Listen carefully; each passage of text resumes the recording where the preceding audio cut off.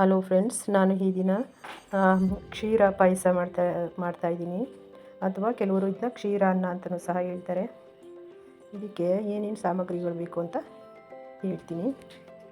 ಇದಕ್ಕೆ ಫ್ರೆಂಡ್ಸ್, ನಾನು ಒಂದು ಸಣ್ಣ ಲೋಟದಲ್ಲಿ ಅಕ್ಕಿನ ತೊಳೆದು ಇಟ್ಕೊಂಡಿದ್ದೀನಿ.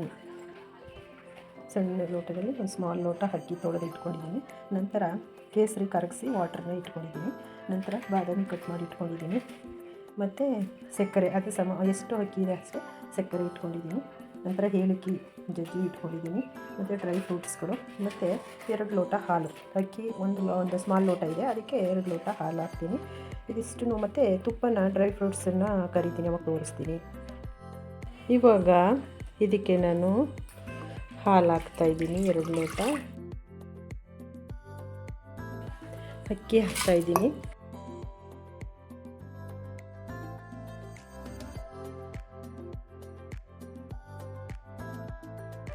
ಇವಾಗ ಇದು 2 ವಿಸಲ್ ಬರೋ ತನಕ, 2 ವಿಸಲ್ ಬಂದಮೇಲೆ ಆಫ್ ಮಾಡ್ತೀನಿ.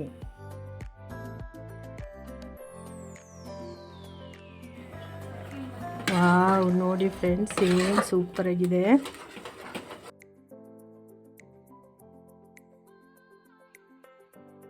ಮತ್ತು ಇದಕ್ಕೆ ನಾನು ಸಕ್ಕರೆ ಸೇರಿಸ್ತಾ ಇದ್ದೀನಿ. ನಿಮಗೆ ಎಷ್ಟು ಟೇಸ್ಟ್ ಬೇಕೋ ಅಷ್ಟು ಹಾಕ್ಕೊಳ್ಳಿ.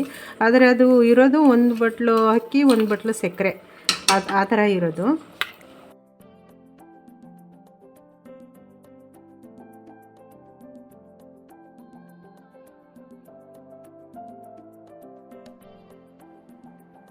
ನಾನು 2 ಸ್ಪೂನ್ ತುಪ್ಪ ಹಾಕ್ತಾಯಿದ್ದೀನಿ.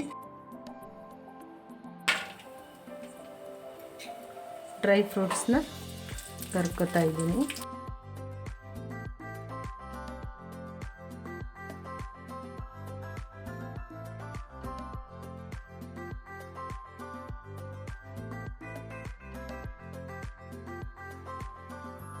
ಎಷ್ಟು ಸೂಪರಾಗೈತೆ ಫ್ರೆಂಡ್ಸ್. ಇದನ್ನು ನಾನು ಇದರಲ್ಲಿ ಸೇರಿಸ್ತಿದ್ದೀನಿ.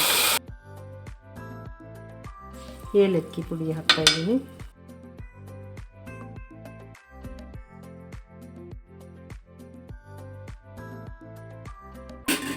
ಇವಾಗ ಇದು ಆಯಿತು.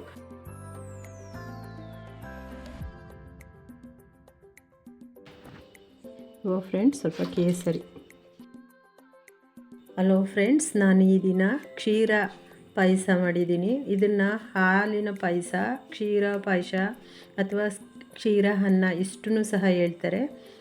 ಸೂಪರಾಗಿರುತ್ತೆ ಫ್ರೆಂಡ್ಸ್. ಮಕ್ಕಳು ಬರ್ತ್ಡೇಗೆ, ವೆಡ್ಡಿಂಗ್ ಆ್ಯನಿವರ್ಸರಿಗೆ ಅಥವಾ ಖುಷಿಯಾದ ದಿನಗಳನ್ನೆಲ್ಲ ಮಾಡ್ಬೋದು, ಹಬ್ಬಗಳಿಗೆಲ್ಲ ಮಾಡ್ಕೊಳ್ಳಿ, ಚೆನ್ನಾಗಿರುತ್ತೆ. ಒಂದು ಸರಿ ಮಾಡಿ ಟೇಸ್ಟ್ ನೋಡಿ.